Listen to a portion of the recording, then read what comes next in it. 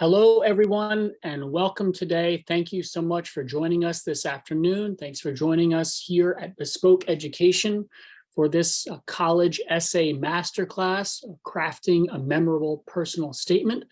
We're just about to get started. I want to start by sharing a few words about Bespoke Education, what we do and what services we offer, and then we're going to get right down to it. So we're going to share our website just to talk you through it.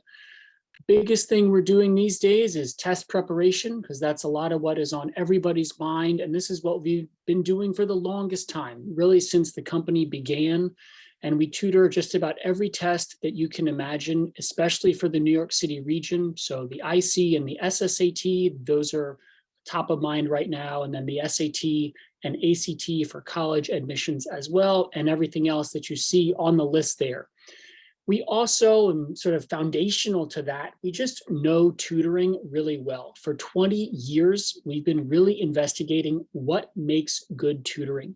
So for any point in a student's academic journey, for any element of their academic performance, we are there. We're there to support, and we're there to do it in an ethical and straightforward way. A big piece of that is a product we're really excited about, our executive function coaching, where we're not just teaching the math or teaching the science or teaching the reading, but we're teaching the how to learn skills, the invisible curriculum of what your student needs to walk away from middle school, from 9th grade, from 10th grade with, the skills that they're going to be applying to 11th grade, to 12th grade, and later on in college.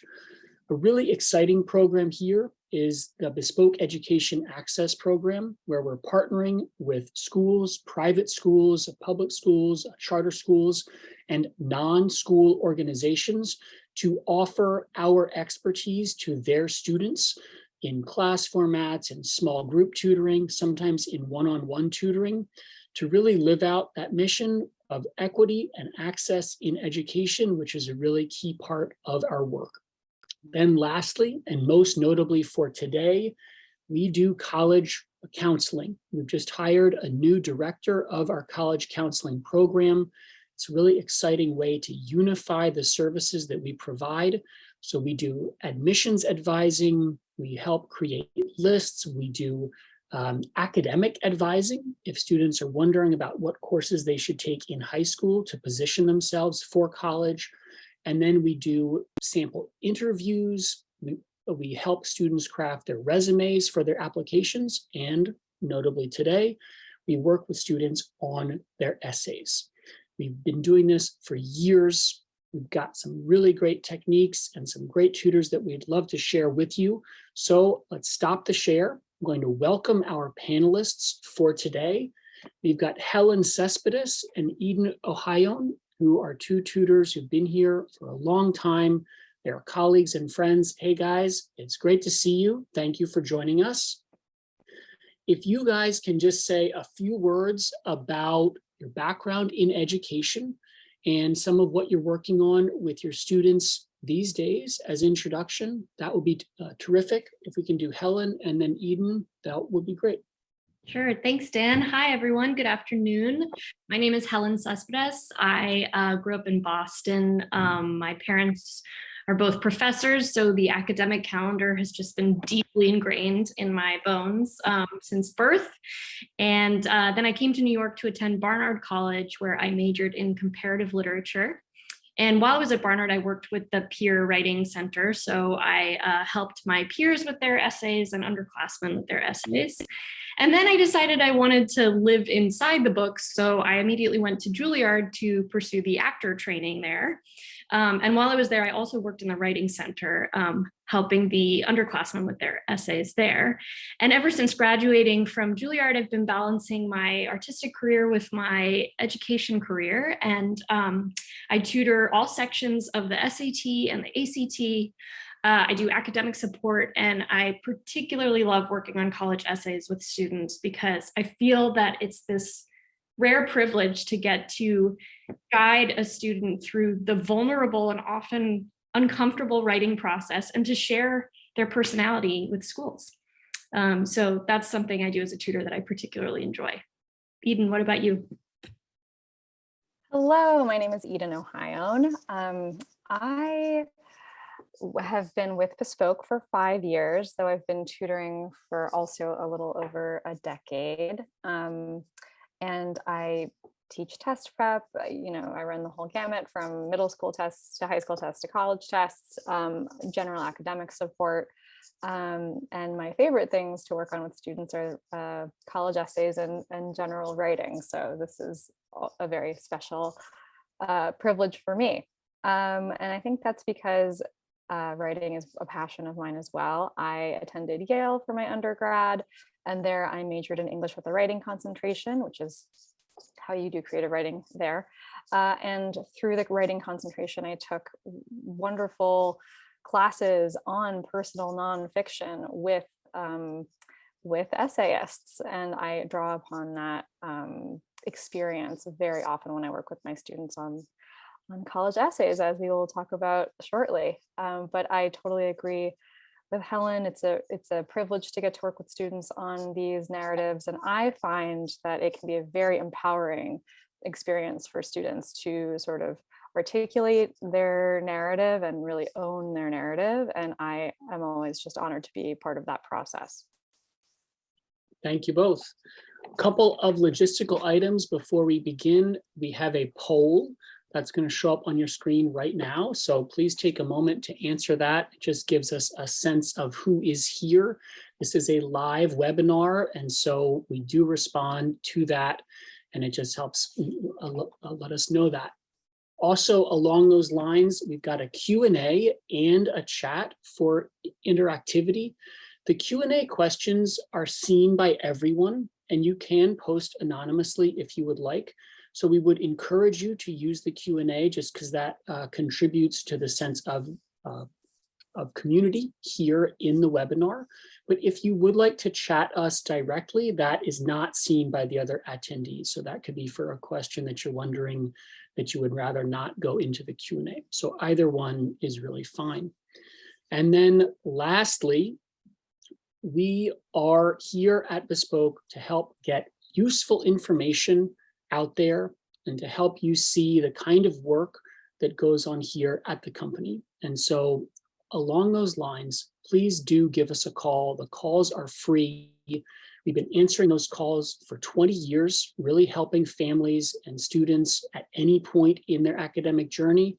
So if you've got questions or just wondering, am I in the right spot? Are we doing the things that we need to do? Please do call us up. And of course, if you've got questions or thoughts after this webinar, please do share them. If you like what you see, please let people know, because this is a word of mouth company, and it really helps to have those good vibes out there in the world. So thank you. I'm going to hand it off to Helen, hand it off to Eden. Guys, good luck, and I'll be joining you at the end for the Q&A. Thanks, Dan. Excellent. So nice to be in the Zoom room with everyone. So to give everyone an overview of what we'll cover today, we're going to begin with a quick refresher about what the college admissions essay is and what makes a strong one.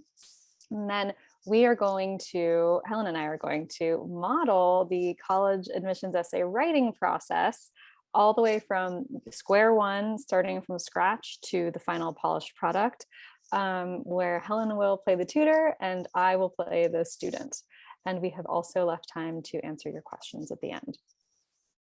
So we're going to condense what would most likely be a multi-week process into the rest of this hour. So we'll get right to it.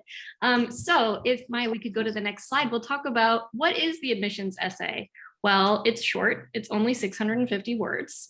It's a personal statement, which we'll talk about more. Many students aren't super experienced in writing personal statements. They do academic writing, but not necessarily personal writing.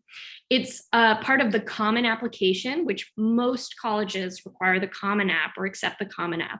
There are a few colleges that don't use the Common App, but they ask for something very similar. And so that personal statement that the student writes for the Common App can also be used to apply to these schools. But most importantly, the admissions essay, the personal statement, is one other piece of the college admissions pie. So you've got your grades, you've got your test scores, you've got your recommendations, you've got your resume, you've got your extracurriculars, and then you have this opportunity to share how you see the world. And it's a chance for these schools to see who you are beyond numbers and to really get a sense of how you think. So let's get into it. Here you can see the Common App prompts. I show this to students and have students read through them. I think they're useful insofar as they are prompts, as in they are prompting you to generate ideas or might spark some organic response in the student. But you absolutely don't have to write an essay that adheres to one of these prompts. A strong essay is a strong essay. And we'll talk about what goes into that. But you'll see prompt 7 here invites students to share an essay on any topic of your choice. So if 1 through 6 are useful as brainstorming mechanisms, wonderful. But if the student has a topic in mind that doesn't fit as a response to one of these, that's also totally okay. So let's go to the next slide to dive into what does make a good essay. So we always tell students a successful essay for college apps is the essay that only you can write. It's not full of cliched phrases that could have come from anyone. It doesn't follow tropes of storytelling that students think they need to follow. It doesn't tell admissions officers what students think they want to hear. It really comes organically and truly from the student. It should also reveal what the student values and why colleges should value you. It doesn't need to be explicitly stated, these are my values and here's why you should value me. We're into showing rather than telling, as in, let the reader make some connections, but share lots and lots of details, ground the narrative in sensory details, which we will unpack a lot later. But it really should communicate something, a core piece of the student. Oftentimes, it's nice if the beginning somehow connects to the ending, because it's nice when form mirrors content. So the next bullet point you'll see says it shows personal growth, it shows a transformation. Usually I tell students who you are at the beginning of the essay should be different than who you are at the end of the essay. We should see a difference in who that is. And oftentimes a nice way to do that is to somehow connect the ending of the essay to the beginning. It doesn't need to be in a bow, but just to show growth and transformation. And no topic is too quote unquote small or not good enough, or not impressive enough, or not grand enough. You could write about a jacket that you found in a thrift store in Ohio. And that was the actual topic of my college roommate's essay, a beautiful essay that I often share with students. Or you could write about the most important moment in your career as a musician or in your academic career, or the most significant extracurricular you ever did. But it doesn't matter what you write about, it matters how you write about it. And as Helen said, it should reveal who you are and how you see the world. And you can do that by writing about something small or something big. It's all about the how. Eden, I'm curious, do you find your students are particularly resistant or less ready to believe any of these points about what makes a good essay? I think students often come in to the process thinking, I need the perfect topic. And it's hard sometimes to really get across. It's not that you need the perfect topic, you just need to write from an honest place about whatever you choose to write about. Yeah, I find that too, that there's this feeling like they need to come across as so polished and perfect and accomplished. Mm-hmm. And for me, I think the showing personal growth is sometimes the toughest one to sell them on. But I remind them that, listen, there's a lot of accomplished students applying to these schools. That much is a given, and that's going to be clear from your resume, from your recommendations. This is an opportunity to see how you've grown and how you deal with a challenge, which will be much more revealing than a sort of laundry list of your accomplishments. But I think it's important because one thing I didn't mention, this is a part of the college admissions pie, but it's a super important part. And it can cause a lot of stress, this idea of, needing to come across as perfect somehow. But it's actually more about being authentic and introducing yourself and your personality and how you think to colleges. Absolutely, 100%. So if we go to the next slide, we can talk about how do we do this. So this company is called Bespoke Education. So each curriculum, each program is tailored to the needs of the individual student, and each student is different and each tutor is different. One of the great things about these webinars is I get to be in conversation with an excellent tutor and writer and thinker like Eden, and I've already picked up so many strategies and ways of conveying things to students that I wouldn't have if I didn't have this opportunity to be in conversation with her. Same. I'm already using some of the things we talked about that you use with your students. Awesome. Yes, me too. So this is a path that Eden and I have both found is like sort of most applicable to the most students. You start with brainstorming, you get to generating material right away, you move into shaping that raw material, and then you move into the editing process. Some students are going to want more of a shape, more of a structure right away. The blank page, the idea of just sort of getting the story out there might not be working for them. And they'll respond more to sort of an outside in structure. Some are going to come with an idea or a draft that they've already got, and we're going to move right into the shaping phase.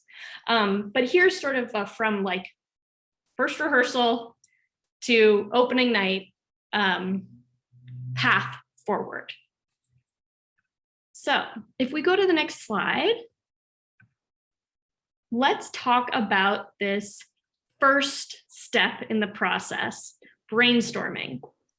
So one way we can brainstorm is we can read examples by established essayists, and Eden will talk about that more in a moment.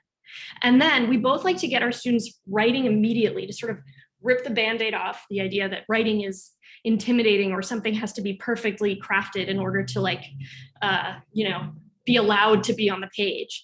So we do free writes, timed free writes to find topics and what values of the student those topics reveal. And then we discuss and we dig deeper. I tell my students I'm going to be like that annoying 5-year-old, like tugging at their shirt sleeve, just asking why? No, but why? And so that they can get more and more specific and dig deeper. So if we go to the next slide, Eden, do you want to talk about reading examples? Yeah, so Helen already alluded to this earlier, but for many, many students, this is the first time that you are encountering personal nonfiction or narrative nonfiction as a genre. And students might not even realize, I certainly didn't when I was writing my college essay, that this is a genre in its own right, and that many established and gifted writers write in it all the time and are published in it all the time. Essays in magazines and periodicals and published in collections. They're in memoir is a longer version of it, but personal nonfiction is a genre. So it would be really hard to, for example, write a play if you'd never read a play. So I think it's important for students to become acquainted with shining examples of the genre, just to get a sense of what's possible and understand it more before they dive in themselves. And so I have a few essays that I like to share that I try to choose things that are short because as Helen mentioned, the personal statement is short. So I try to choose things that are short, things that are relatable, that speak about an experience in an effective way and demonstrate a strong command of voice. They sound like a person. They don't sound like a legal brief. And then as we keep going through the process, if a student gets an idea about a topic or a structure, or a more creative way to approach it, or a certain device they want to use throughout, then I'll find essays and call upon essays that are more tailored to what they are writing to inspire them and give them ideas. But I love having students read essays by some of these essayists, and we talk about them in the beginning, and I always ask them, what captivated them, what bored them, what do they like, what do they not like. Eden, how do I get on your subscriber list? like amazing essayist reading list. I'll share them with you. I'm happy to share them. Sign me up, sign me up. Okay, so now Eden and I are going to get into character. Oof, tutor, it's a big stretch role for me. I hope I'm up to the task. So if we go to the next slide, I will ask Eden, student Eden, great to see you. Congrats on your stellar SAT score. How are you feeling? I'm feeling great. Thank you so much for all your help with it. Feeling good, but now I'm got this other big project to turn my attention to, which are all these college apps. Well, your hard work on the SAT really paid off. I was lucky to be your guide through that process, but that was all you. And I'm really excited to help you share your personality with colleges now. I feel like we got to know each other a little bit working on the SAT, but now we're really going to get to dig into a different side of you. So I sent you some inspirational essays. What do you think of that Margaret Atwood essay that I sent you? I really liked it. I loved it, actually. What did you like about it? Oh, I'd only heard of her as the writer of The Handmaid's Tale, which is such a serious book, but this essay was so funny and it just had such a sense of humor, and I could really see her in the going through the tasks of the job she was describing and how hard they were and how difficult it was for her. She didn't take herself too seriously, and I really liked that. That's awesome. Yeah, I can see that you relate to that because I know that you are very serious about your goals and your ambitions, but you have a great sense of humor. You don't take yourself too seriously. Definitely saw that through the process with the SAT. So maybe these are some things you can take inspiration from just tonally as you embark on your own essay. So do you have a sense of what you want to write about? Not really. I think that's really what I'm struggling with. I don't know where to start. Well, that's great, because then we get to discover what that topic's going to be. So let's get into some brainstorming. So I'm going to ask you some questions, and stepping out of tutor mode back into panelist mode for a moment. Normally, I would do these questions as timed free writes, again, to just get the student writing immediately and generating material and seeing, oh, it doesn't have to be scary. And it doesn't have to be perfect or polished. So I would set a timer for 3 to 5 minutes for each of these questions and be like, the goal is for you to just keep writing, whether it's you want to be on pencil and paper, pen and paper, or you want to be typing, just keep going. Even if you're writing I don't know what to write, but just keep going. And usually they get into a groove pretty quickly. And there's something about that short amount of time that makes it less precious, and they can just get the ideas out there. But as captivating as Eden is on a Zoom, it's not super interesting to just watch her type. So we're going to discuss them. And if a student were resistant to writing for whatever reason, then I would take notes or be their scribe as they answered the questions vocally. Anything to add to that, panelist Eden, before we dive back into character? Nope. Yep. I think totally. You can have them write or speak into a recording device or speak directly to the tutor. And yes, the tutor will, Helen and I will write everything down to all the likes and ums. And because then it's your language, it's the student's language, and they're free to do whatever they want with it. Yes. Awesome. Okay. Back into my role as tutor. Student Eden, if there were a zombie apocalypse, and who knows these days, let's be honest, why would you survive? Oh no, that's a tough question. Well, I don't play any sports. I do theater as my main extracurricular activity. So I certainly couldn't outrun them. And I don't think I could, maim them very effectively like they do on The Walking Dead. Would I survive? Well, you know what? I would hope that I'd be in sort of a survival pod with some other people who have those skills, because I'm really good at planning, really good at executing. If a good idea comes up in a group, I'm really good at making sure it happens some way, somehow. So I think I could help with the planning phase, even if I wasn't the one who's actually carrying it out. Awesome. Survival pod stage manager. Love that about you. What are you willing to wait for and not wait for? Oh, that's a good question. What am I not willing to wait for? Well, I have a lot of answers popping into my head, but the first one I thought of was, when I think something is wrong, or like unjust or unfair, whether it's something small, like like a policy I don't agree with, or a really, something on the federal stage or something big. I just feel like I know people tell me progress is slow, you have to keep working at it and be patient, but I'm just so not patient. I just think it needs to be fixed immediately.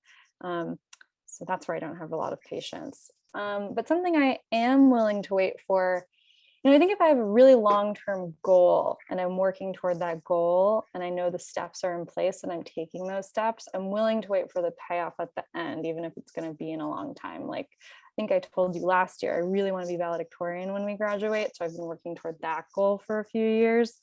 So I'm willing to wait for something like that. Awesome. I'm going to skip around. When have you failed and what did you learn about yourself? Oh, when have I failed? Oh, I hope I've never failed. That's scary. I mean, I would never fail a test or like fail homework, because I always have to do my homework. And failure. I don't know. I can't even. It's uncomfortable to think about failure, right? Yeah, stepping out into panelist mode. I have a lot of students who, like me in high school, kind of lean toward being a perfectionist and not wanting to admit or confront failure. But I think it's important to meet the student wherever they are in these discussions and take what they're giving us and maybe try to share a different perspective or open their perspectives about the things we're talking about, through meaningful and question asking, not necessarily through, telling them. But yeah, I think framing things is a big part of this discussion. So, okay, I'll step back into the student. Failure. Let me reframe it for you, Eden. Let me reframe this question for you.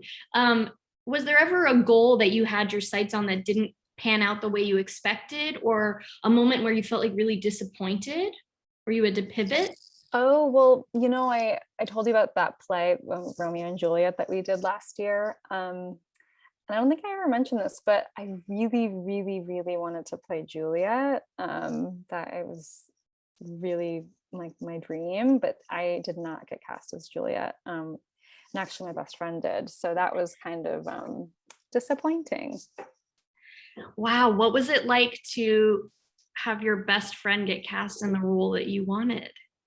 I mean, at first I was really, really disappointed, and I wasn't really even excited about doing the play at all. But then we kind of got to do some scenes together, and it ended up being really fun. Wait, so you did get cast? Yes, I was cast as the nurse. So yeah. You buried the lead there. That's a great role.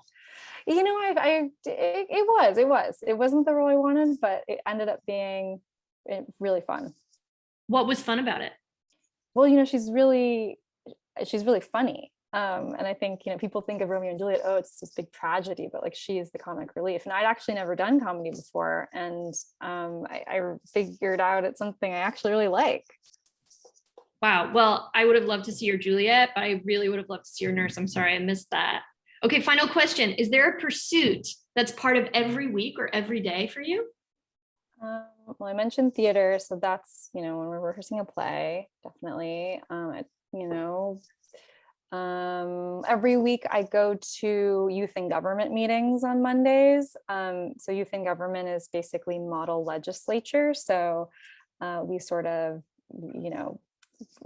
model what goes on in the state legislature, like drafting legislation and drafting bills and voting on them and that kind of thing. And so I go to those meetings every week. Is there a certain branch of, or I guess legislature, but is there a certain office that you like to portray? Yeah, when we go to the conferences, I like to be in the Senate because I really like to go on the Senate floor and argue for a bill or against a bill. And I just think it's a lot of fun to sort of debate points. Great. Well, even though we got to spend a couple months together prepping for the SAT, I just learned so much about you. So if we go to the next slide, here are the topics we've generated based on those free writes and the values of yours that they reflect. So I learned about your resourcefulness, just how passionate you are about theater, the story of getting cast as the nurse when you wanted to be Juliet and your best friend got cast as Juliet, your work with the model legislature, how much you relish a challenge, and your desire to affect change. So I just learned a whole lot about what you value and why you are such a valuable mind to have in a community.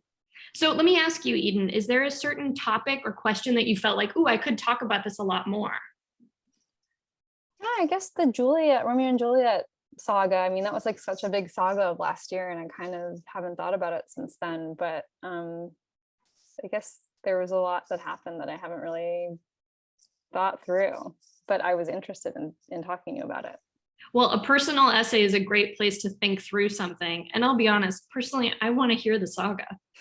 I want to hear the whole messy saga. So how about for next week, we'll get into generating that saga. That sounds good. Okay, so going to the next slide, we'll step out of our roles here back to panelists. So when we get to the generating phase, which can often be the most intimidating, let's be honest, you're confronting the blank page, or you've got your free writes, and you've just got to get the thing out there. So how do we do that? Well, we want to be as specific as possible from the get-go. So we encourage students to use their 5 senses and to add sensory detail. I often tell them to think of themselves as a screenwriter, and they're also the star of the movie. So I want to see the world through their eyes. What did it feel like? What did it sound like? What did it taste like? What did it smell like? What was the air like?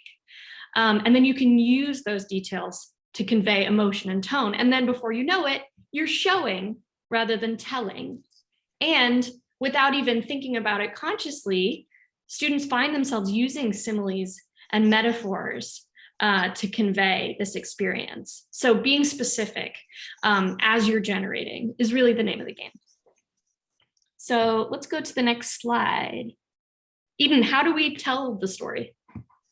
Yeah, so stepping out of character. Helen, I think we already covered free writes and speaking into the device and dictating it to the tutor. But I just want to touch on what you said about not being conscious necessarily of kind of letting your unconscious out and like just let it ride and see what happens through the writing.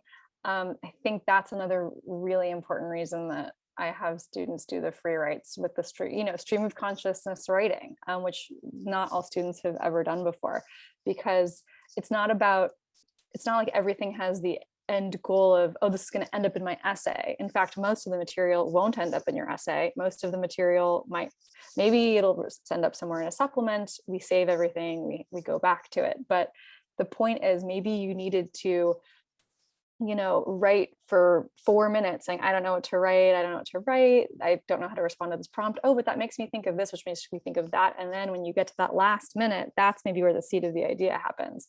So can't always mastermind and plan what the thing is going to be. Sometimes you kind of just need to let your fingers type, let your mouth move, sort of just be along for the ride, because your unconscious is full of lots of interesting ideas. And this is also really helpful in making it sound like you. We talked about voice and reading writers that have a strong command of voice. The thing that makes successful college essays stand out is that, yeah, it has a strong command of voice. It sounds like a specific person. It doesn't sound like generic college or applicant B. Again, reusing turns of phrase that are overused, or writing what you think they want to hear, or trying to write in some kind of formal highfalutin tone. It's about sounding like you, and all of these methods really help the material sound like you. And to introspect, as Helen said, asking why, digging deeper. When we were developing this webinar, we both coincidentally we've discovered that we coincidentally both use the same metaphor when speaking to students. So the other benefit of generating is it's easier to edit than it is to stare at a blank page. So if we have some text to work with, that's always going to spark more interesting conversations than looking at a blank page. So take this story with a grain of salt, but who knows if this really happened, but I really love what it illustrates. Someone once went up to Michelangelo, the master sculptor, painter, and spoke to him about the David statue in Florence, and we can go to the next slide to illustrate this. But this famous statue, clearly a work of art, and they asked, how did you ever carve the statue? I can't imagine having the talent to be able to do that.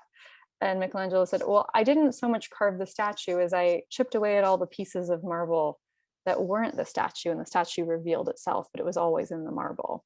So we tell students, create your slab of marble, get all that writing on the page, let's get stuff to work with, and then we will find your essay, we will carve your statue, but first we need the raw materials. Oh, David, so pretty. But he didn't start that way. He wasn't always so fit.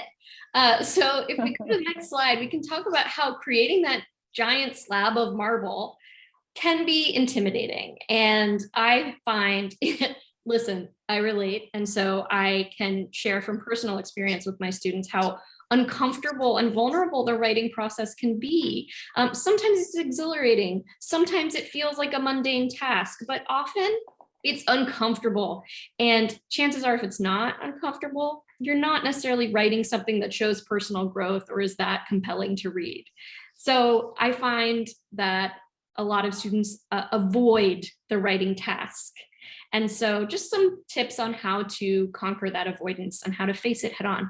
One thing, I do this, I encourage my students to do it, schedule meetings with your essay, put it in your calendar. It's like, I'm sorry, I can't get coffee with you at 4 o'clock because I'm getting coffee with my essay.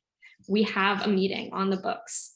And then don't schedule that meeting for 4 or 5 hours, an entire day, an entire evening, because chances are if you do that, your room will get super clean, which is great, but you're not going to get a whole lot of work done on your essay, maybe 15 minutes, because you spend that whole time thinking, well, I've got so much time, I'll get to it. Instead, raise the pressure on yourself a little bit by scheduling shorter increments. Again, it's why those free writes are so fruitful, because there's a lack of preciousness about it when it's like, oh, well, I just don't have time to overthink it. And we get into what Eden was talking about, that stream of consciousness. So I'm sure some of you have heard of the Pomodoro method. I think this guy had one of those little kitchen timers that looked like a tomato, and he would set it for 20 minutes and work for 20 minutes diligently, and then take a 5-minute break, and then set it for 20 minutes again and work. And he found he was much more productive that way than if he was like working for longer periods of time and then taking longer breaks. So shorter increments. And then finally, in conquering avoidance, so often that intimidating goal of perfection is what makes us avoid. So remember, colleges don't want perfection. They want authenticity. And this goes back to what Eden was saying about it should sound like the student. You know, we keep, as I hope any college tutoring company would, very strict ethical boundaries around not writing a single word for the student.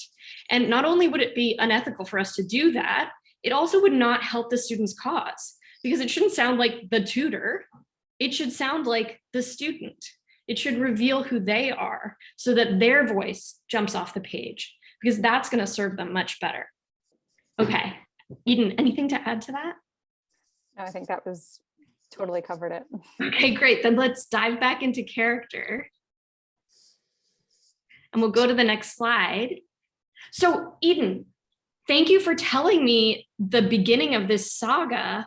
And I was doing my best to furiously type while you were telling me the story. And look at all this material you've generated. Yeah, wow. I mean, when I was talking to you, it didn't really feel like a paragraph, but looking at it written out like this actually, you know, makes it feel like a paragraph. Yeah. What did it feel like to start telling this story? I don't know. I didn't, you know, I wasn't really planning where I was going to go with it. I was just answering your questions and remembering what it was like in those moments. But yeah, I think I just was diving into my memory. Great. Well, I want to hear the rest of the saga. So for next week, what I want you to do is, now we've talked about the SFD. So this is something I tell to my students, the SFD, let's say the S stands for the shabby first draft. So I want the whole flabby, messy saga. So just get that story out. You've already started. So now for next week, I just want you to tell the whole story. Everything you remember, and remember to use those 5 senses and visceral detail like we talked about. Okay, sounds good. I think, yeah, I'm actually excited to just get it on paper. I can't wait to read the rest of it. Okay, so if we go to the next slide, cut to next week. Eden, you did it. How do you feel? I'm kind of stressed out. It's 921 words. It's way too long. I don't know how I'm gonna cut it down, and it's really stressful having it be so over, which stepping out of character is something my students are always very stressed about. It's too long, it's too long, it's too long, but we don't worry about that at this phase. Back into student mode. Student Eden, I am not worried at all. I am super excited and exhilarated. Look at this beautiful hunk of marble that we can find the beautiful statue in. This is exactly what the assignment was. So you got the story out there. You've done the hard part. And now we just get to play around with shape. And then we'll get to the editing process. So let's go to the next slide. So stepping out back into panelist mode. So shaping. So once they've conquered that avoidance, they've gotten the whole messy, flabby draft out there, we can get to shaping it. So here's some ways we can do that. Eden and I both like to ask our students to highlight what they feel are the most compelling elements of what they've generated. And I think maybe you do this too, Eden, that as the tutor, we also highlight a bit of what we found compelling. And I say to the students, like, they don't have to necessarily know why they find something compelling. You know, it could just be that I just liked it. I just liked that sentence. Or it could be that I surprised myself when I was writing it. I didn't expect to write that. Or I feel like this reveals something important about me and what I care about. And so those are the sorts of things I'm looking for as the tutor when I highlight. And often there is a lot of overlap with what the student highlights, but I'm looking for moments where I learned something, where I felt that they revealed themselves, when I learned something about them, or a really strong image that sort of captures that 5 senses, or captures their voice somehow. So highlighting, and then we start to play around with structure. So like we said, some students, we might offer the structure earlier, some later, but in this path, let's say they've got the slab of marble. It's like, okay, let's see what different structures might fit this story and what serves your story and serves your voice. And maybe it's parts of certain structures and parts of others. And then based on that, we can take those highlighted elements and this structure and create what I call a Frankenstein draft. And that's really about just taking the raw material and rearranging it and seeing what that reveals. Maybe it makes you see, oh, I want to tell that specific element of the story in a little more detail. Or, ooh, actually, I might start in the beginning of the experience, and then, or in the middle of the experience, and then go back to the beginning. We'll look at that later. So that's the shaping process. So stepping back into character, we can go to the next slide. Okay, so Eden, I asked you to highlight the most compelling elements to you. Tell me about what you did here. Yeah, well, I did what you said, and I don't know, some of them were just sentences that I thought were well written. Some of them I thought, you know, it sounded like me there. And some of them were just like ideas I thought were strong, even if I didn't think the way it was written was that strong. Yeah, just the stuff that jumped out at me, like you said. Awesome, well done. It was cool to see how much we overlapped. And I even stopped highlighting some of the things you had already highlighted because I was like, well, we agree there. But it's really useful to see what you feel is important too, what elements of your story you want to carry forward. So let's talk about structure. So let's go to the next slide. You are an actor. You're familiar with dramatic structure. So I'm sure you've heard of the hero's journey. And Maya, sorry, I said that. Can we go to the next slide when you have a second, Maya? Thank you.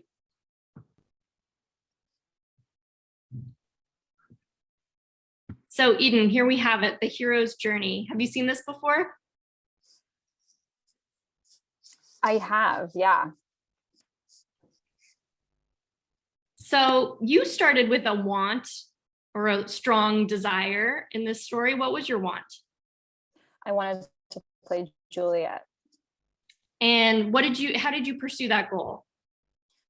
Well, I went to, I applied all the stuff I learned in that acting intensive I might have mentioned. I went to the summer before, where we learned Shakespeare approaches and techniques. So, I scanned all the verse and I looked up all the words in the lexicon, and I did all this text analysis.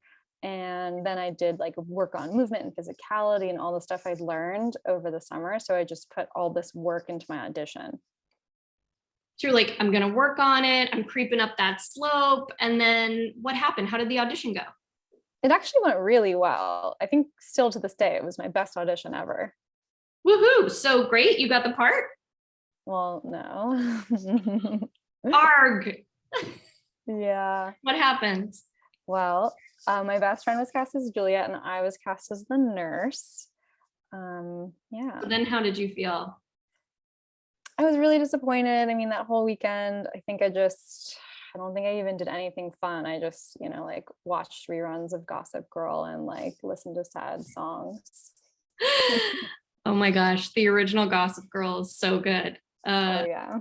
Whole other webinar on that. But yeah, so you're a little like all is lost, dark night of the soul. But then what'd you do? Did you quit? No, I knew I couldn't quit, even if I didn't really want to do the play. So I knew I had to show up at rehearsal on Monday, whether I wanted to or not. So you dusted yourself off, and then what happened? How was the experience?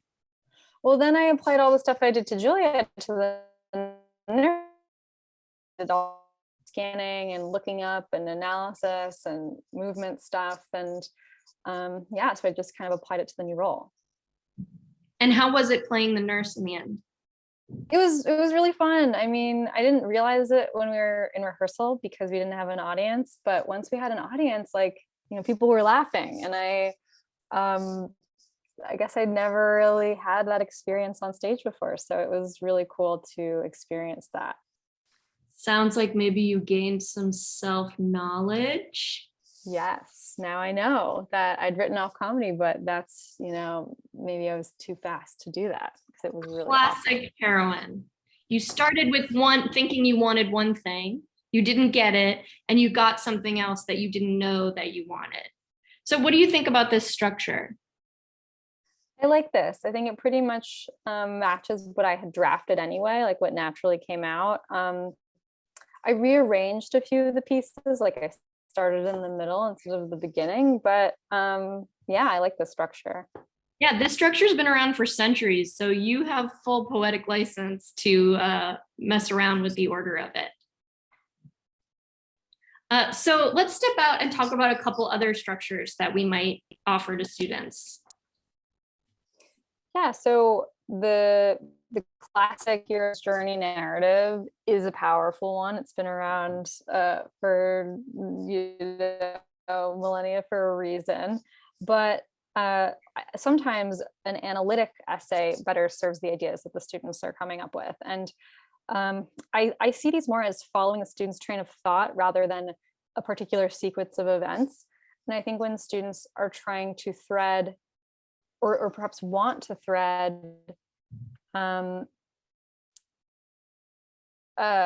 different narrative moments together with some kind of philosophical through line or some idea, this can be an effective way of doing that. And it offers an opportunity to sort of have a pastiche or a mosaic of narrative moments rather than one like linear or cohesive narrative.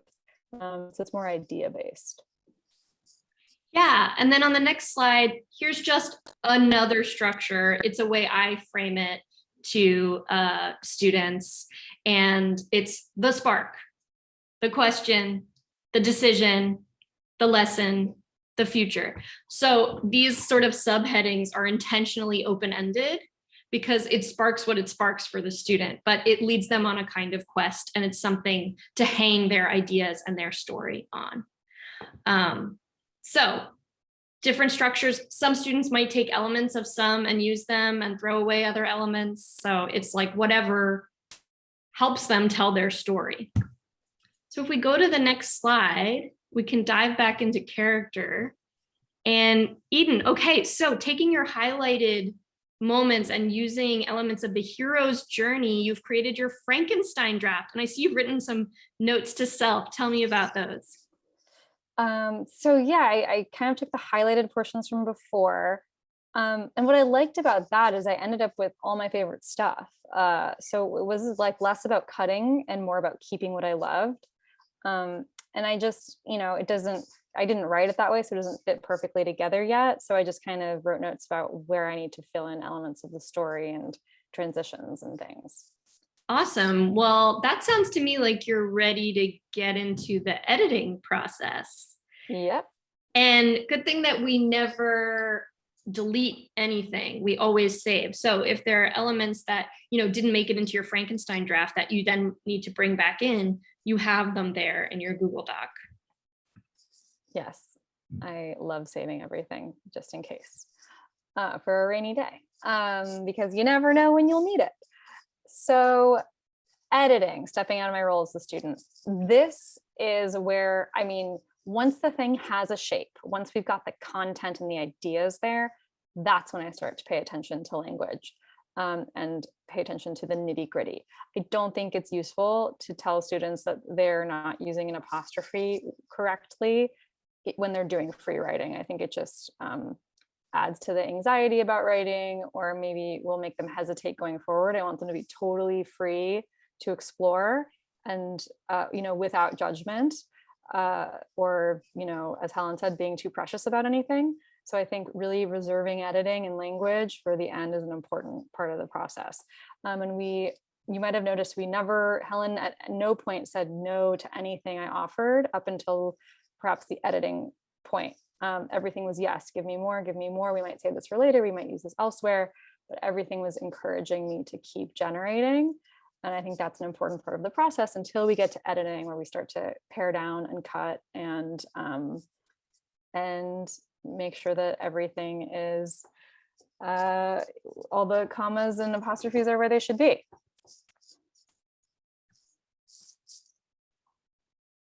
Awesome. So stepping back into character, I love what you wrote here, but I'd love to get more of screenwriter Eden to really be dropped into your experience. So how did you approach that note? Well, okay, so I took this and tried to be more specific and add in some sensory detail. So if we go to the next slide, we can see I changed this to, I added that my heart was booming in my ears and that I was scanning the paper with my fingertips to try to get some touch in there. Rather than just saying I was like devastated, I tried to think about, well, what does it physically feel like to feel devastated? And I remember just like feeling like there's a big lump in my throat. So that's how I kind of got to this paragraph. I love that. I feel a lump in my throat when I read that. Yeah. Beautifully done. Okay, so if we go to the next slide. So Eden, we talked about how a strong essay somehow connects the beginning and the ending. It doesn't have to be, tied up in a perfect little bow, but that there's some sort of connection between the two. So how did you think about that in your essay?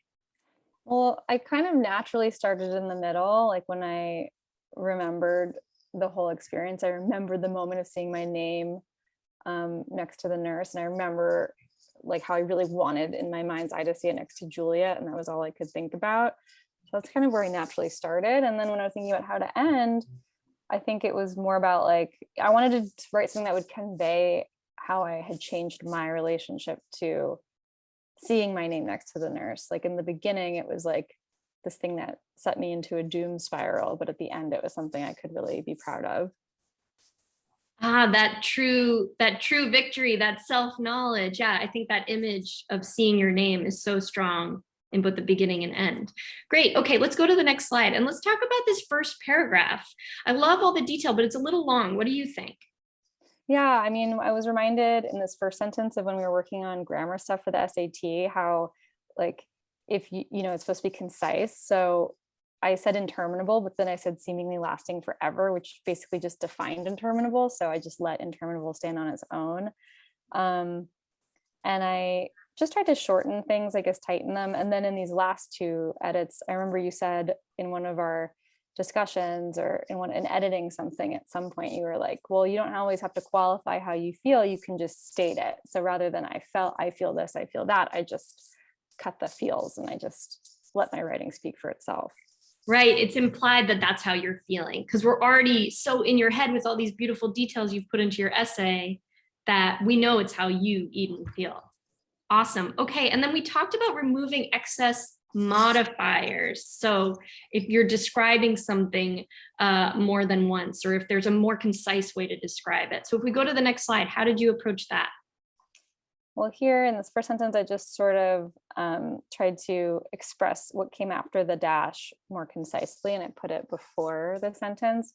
And then in the rest, I got rid of some, prepositional phrases I didn't need, like in my head, and I got rid of some adverbs I didn't actually really need. They weren't really contributing to anything, so I cut those or replaced them with some other stuff.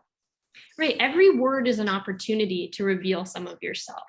So you don't want to take that opportunity and waste it with a word like actually that's not revealing anything about you in that moment. Yeah, great edits. Okay, so let's look with your strike throughs. If we go to the next slide, 650 on the money. Wow. Yeah. Very auspicious. Okay, so why don't you for next week do one more pass through and see if there's anything else that you want to finesse or edit. So if we go to the next slide, dun, dun, dun, dun, Eden, your final draft. Yay. So we talked about how important it is to read it out loud because you might catch things that you didn't catch before, but I think it's looking in great shape. Would you give a triumphant dramatic read? Yes, I will. Here we go. The minute that passes between 2:59 and 3 p.m. is interminable. All I can think about is the cast list. In my mind's eye, I see my name opposite Juliet, the role I was born to play, not because it's the lead or because she has the most lines, but because I truly understand the character. We're both willful, independent thinkers who follow our hearts. I know what it's like to be so passionate about something that I'd sacrifice anything to have it and to trust my gut above all else. The final bell rings and I hurry to the theater, my heart booming in my ears. As I scan the paper with my fingertip, I'm shocked to see my name not opposite Juliet, but the nurse. The nurse? The nurse? A golf ball materializes in my throat and my vision suddenly blurs. How did this happen? Was I a bad actor? I couldn't help but feel that my hard work was all for naught. That summer, I'd attended an acting intensive in France, where I studied Shakespeare and worked on Juliet's Act 2, Scene 3 monologue. I learned how to scan verse. I looked up every word of the speech in the tattered, well-loved lexicons in the library of the chateau. Mangled in this context means take from, to impair, to reduce to nothing. And I made notes of each instance of assonance and consonance. I explored Juliet's physical life through Laban movements and viewpoints exercises. I put everything I had into the piece, mind, body, and soul. And for the first time, I've inhabited the character. At the audition, I wasn't nervous, but excited to share my work on Juliet. Thanks to my preparation, I felt present in every moment of the speech. After most auditions, I go over all of the things I would have done differently, replaying it like mental game tape. But after this one, I was proud of what I'd done. So when I saw my name next to the nurse and not Juliet, my heart sank. All weekend, I dreaded rehearsal on Monday. There's no way I could quit. I wasn't a quitter, but I wished I could either fast forward to closing night and have this whole disappointment behind me, or that Monday would never come. But Monday did come, and Tuesday did too. I learned more about the nurse each day. I scanned all of her lines, returned to the lexicon, my old friend, explored her physicality. Whereas Juliet had lighter, more rapid movements, the nurse moved in a more languid manner. She was older, exhausted after a long day's work. It was a fun challenge to embody someone very different from me in her speech, her gait, her life experience. On opening night, I am ready. As Juliet, Lady Capulet, and I move through our first scene, I encounter something I never had in all my years on stage: laughter. The roars of the audience ascend and crash like waves. An electricity exists between us, one with which I was unfamiliar. It energizes my performance and allows me to reach new heights, playing with the nurse's body humor. Could it be that I was funny? I had no idea. All my life, I yearned to play theater's most tragic heroines, Antigone, Juliet, Nora, Julie, Blanche. But there was something thrilling about comedy, no less truthful than drama, I discovered, and I wanted to chase that feeling. I knew it would challenge and excite and stretch me. As I leave the theater, I come across a discarded playbill on one of the empty seats. I pick it up, smooth its creases. There it is, my name adjacent to the nurse. I smile, my heart so full it could burst. I slip the playbill in my bag and embrace the warm, dark night, eager to do it all again tomorrow. Yeah. So there you have it. From first rehearsal to opening night, a version of the college essay process. Well done, student Eden. Well done. Thank you, tutor Helen. Couldn't have done it without you. Thank you, guys. That was excellent. I learn more every time I watch you do this, so thank you. And I've got some stuff to work on for my own writing now. We don't have any questions, but I just want to share one from yesterday because I thought that it was a great question and it gives us a chance to just underline one of the most important messages of today. So for those of you who can hang around, this will take just another moment or two. The question is this: we heard from a parent who was getting mixed messages. They were hearing that their essay, their student's essay, had to be perfect. It had to be flawless and perfectly written. And they were hearing from others that they didn't need to touch it at all. And in fact, they shouldn't touch it at all. So they were confused and they brought that question to us. So Helen and then Eden, what would you say to that parent for this question of, does it have to be perfect? Does it have to be flawless? Or where is there, or how can there be space for the student's voice? Yeah, well, I think that part of that is how you define perfect, right? But it needs to be authentic and it needs to sound like the student. As we discussed, all of these students are super accomplished, and the accomplishments of each student are going to be clear from the other aspects of their application. So this is a chance to reveal themselves. Sometimes I think it's like you're not pitching yourself, you're revealing yourself. That said, if it looks like they sort of wrote it in 3 minutes and have typos and misspellings and tons of grammar errors, then it doesn't look like someone who really takes what they put out into the world seriously.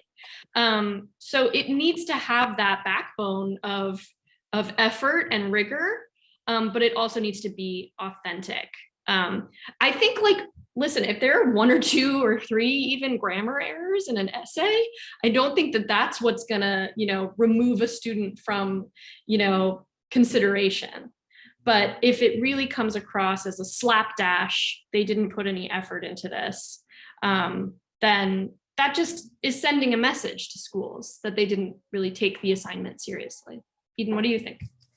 Yeah, I think it's always, it's really balancing voice with command of language. And I think you definitely want to demonstrate a command of language, which hopefully you gained. I mean, I love working with students on the writing and language of the we work on college essays the next year, we get to play with all the rules we learned. And, the rules are hard and fast on those tests, but you get to play with them as a writer in a more inventive way. That doesn't mean sprinkle in a semicolon because it looks fancy. We know how to use it, but use it if it serves the writing. And I also just noticed this question in the Q&A. I'm sorry I didn't see it before, but as far as working on college essays, I try to encourage students, whether it's working with me or working or taking a class or something. I think some of the best prep for this, it's hard to really start working in earnest before the end of junior year or summer because you haven't had the life experiences you might want to write about. Maybe you have, but maybe you haven't. But taking a personal nonfiction writing course or just kind of supplementing your classwork with personal nonfiction and getting used to writing in this mode, I think is really useful in the earlier years of high school. I remember I took a course independently that someone had suggested on personal writing, and I think it really set me up to be able to write a more effective essay. So even if you're not writing on your essay, working on your actual essay, practicing this sort of writing with a tutor in a class, I think is really, really useful. Thanks, Helen, and thanks, Eden. And I just want to stress something else that came up yesterday was that these essays, when they go to the colleges for review, are read by individuals who are reading hundreds of essays, perhaps in a week, or certainly over the time of all the essays that they're looking at. And so if they were to read all perfect essays that were grammatically perfect and flawless and written to this extremely high standard, they would get bored. That's not what they're looking for. What they're looking for is a real sense of who is the student. And the surest way to do that is to share things that actually belong to your student, that belong to their experience, that they care about, and that are their thoughts about the things that they care about, because that is going to be unique. And that's going to be something that sparks the interest of that admissions officer who's reviewing this. So that's time. We're over time. Thank you, Helen. Thank you, Eden. Thank you to our attendees for being here. I just want to stress again, we're here to answer your calls. The calls are free. We've got a lot of information and a huge track record of doing this work, helping hundreds, if not thousands, of students with their essays. And we'd love to give you some tips and some help along that road. So have a great day. Thank you for joining us. Please spread the word. Tell your friends these webinars are great. We've got 2 excellent ones on the college process coming up in October. So if you're not subscribed to the webinar list, come to our website and please do subscribe. And we look forward to seeing you at those webinars. Have a good day.